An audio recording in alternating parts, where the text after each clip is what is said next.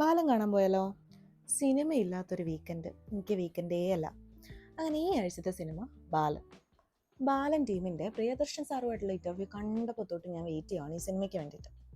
ഇപ്പോൾ കുറച്ച് നാളായിട്ട് സിനിമയ്ക്ക് പോകുന്നതിന് മുന്നേ ഞാൻ അങ്ങനെ ഡീറ്റെയിൽഡ് റിവ്യൂ വീഡിയോസ് ഒന്നും കാണാറില്ല. കാരണം ഇപ്പോഴത്തെ മിക്ക റിവ്യൂ വീഡിയോസിലും സിനിമ ഓവറായിട്ട് എക്സ്പ്ലെയിൻ ചെയ്യുന്നതായിട്ട് എനിക്ക് തോന്നാറുണ്ട്.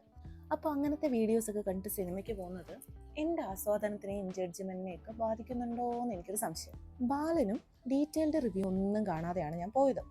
ആൻഡ് അബൌട്ട് ബാലൻ, അടിപൊളി പടം, നല്ലൊരു കഥയും കഥയ്ക്കൊത്ത പെർഫോമൻസുകളും. ഞങ്ങൾക്ക് ഒരുപാട് ഇഷ്ടപ്പെട്ടു സിനിമ കഴിഞ്ഞാൽ ഫുഡ് അത് മസ്റ്റാണ്.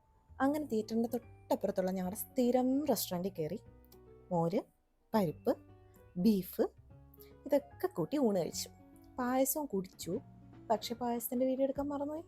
ചോറും മോരും ബീഫും അടിപൊളി കോമ്പിനേഷനാണ്. നിങ്ങൾ ട്രൈ ചെയ്തിട്ടില്ലെങ്കിൽ ട്രൈ ചെയ്ത് നോക്കുക.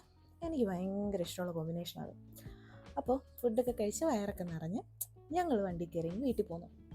അങ്ങനെ ഞങ്ങളുടെ സാറ്റർഡേ കഴിഞ്ഞു. Bye bye.